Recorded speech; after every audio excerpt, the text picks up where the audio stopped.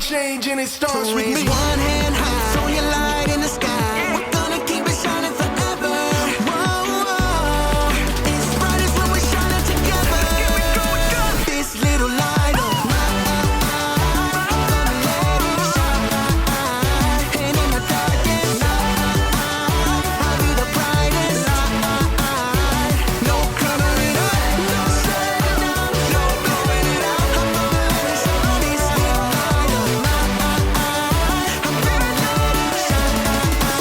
This little light of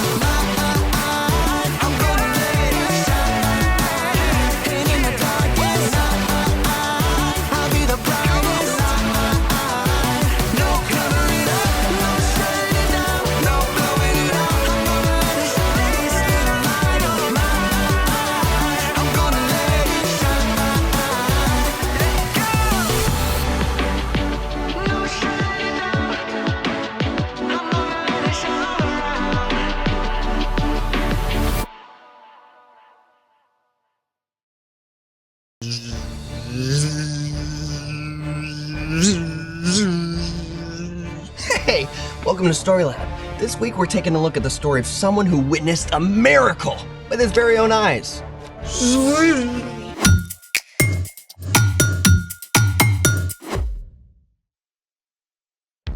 Hey, I'm Zeke. And I'm Carter. All month we're talking about how trusting and following Jesus changes the way we treat others. Everything okay? Sorry. What's going on? One of my best friends just moved all the way across the country. That's tough. But you can still FaceTime, right? Yeah, I guess. I know what you need. What? An epic battle between the forces of good and evil. How is that supposed to help? I don't know exactly, but it always cheers me up. Fair. Great! Then let there be light. Swords. Don't you have a test to study for? Oh, this is all about you, bro.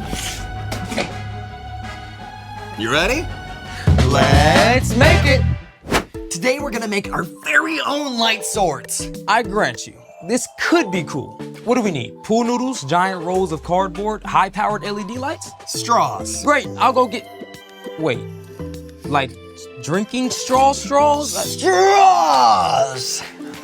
I was picturing something a little more galaxy conquering. These are simply the best for light swords. See what I did there? Simply. I don't see it yet, but okay. Okay, we need 2 straws, black tape, scissors, glue sticks, a glue gun, rhinestones, and these dazzling finger lights. Ooh, I call blue. Then I will get, red. Okay, for step 1, cut a few strips of black tape and cover the base of the light.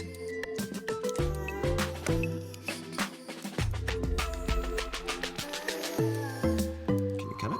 Yes. Thank you.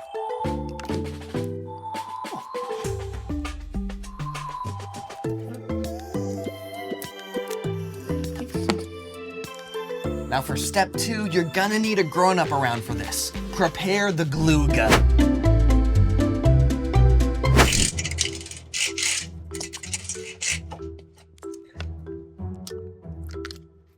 And now we just wait.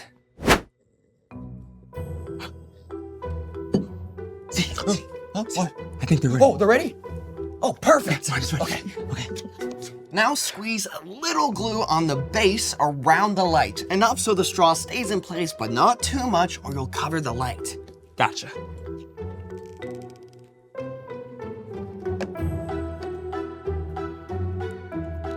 Now make sure the straw is straight and hold it for a few seconds so it dries in place. How's this? Oh, you the man. Hey, how hot is a light sword? I don't know, how hot? Lukewarm. You get it? Oh, okay, I get it.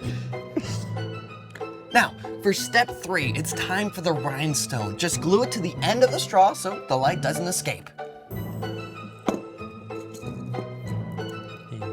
Now, our strategy for this is putting it around the tip of the straw and then just placing it on the rhinestone.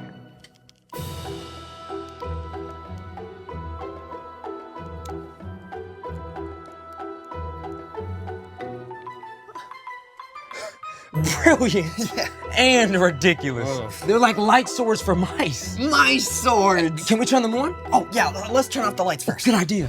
Okay, now count it down. 3, 2, 1. look at that!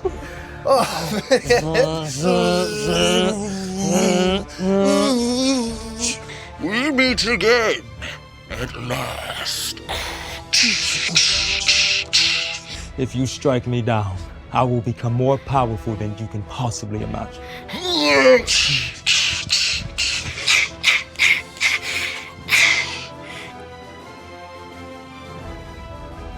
That was amazing. Dude. You see that? Yeah, imagine what we could do with full-size light swords. You know, I actually thought that was pretty epic. Yeah. Thanks for cheering me up. Oh, hey, I've got another mood booster for you. Someone else who saw the light. Bring it on. It's time for...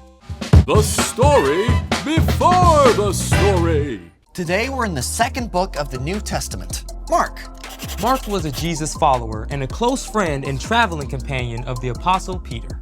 Mark collected and recorded stories from the life of Jesus to make sure they didn't get lost. Everywhere Jesus went, big crowds gathered. No matter how tired he was, Jesus always had time to show kindness and compassion. In chapter 10, Mark writes about Jesus' journey to Jerusalem. Jesus was traveling there for the last time to give up his life. Which is where our story starts. Take it away. Hey everyone! On their way to Jerusalem, Jesus and his followers passed through the large, busy city of Jericho.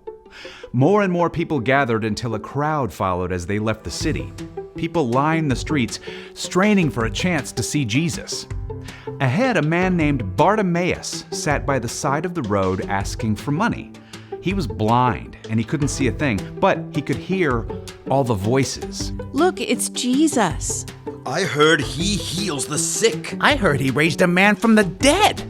He fed thousands of people with just a few loaves of bread and fish. He can do anything. Bartimaeus' thoughts must have raced as he listened. At this time, if you were blind, there was no technology to help. You couldn't hold a job, and you had to rely on other people's compassion.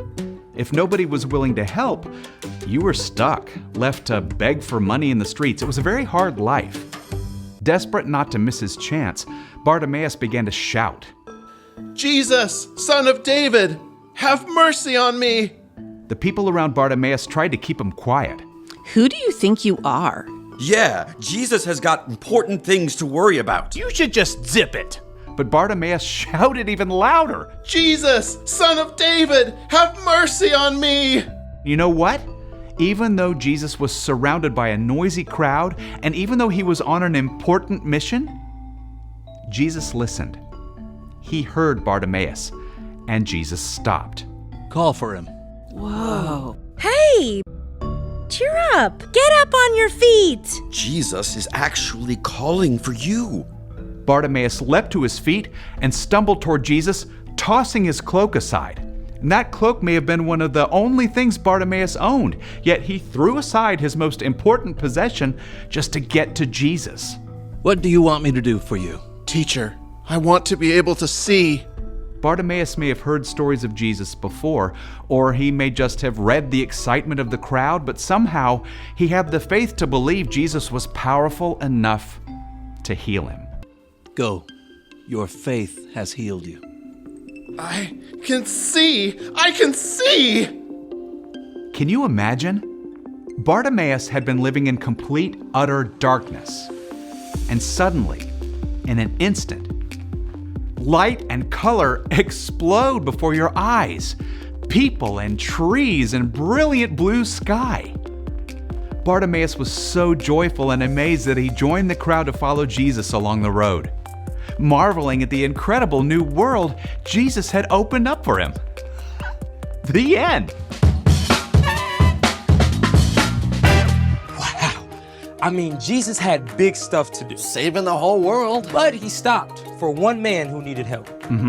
Over and over, Jesus made time for someone who needed him. So What's our part in the story?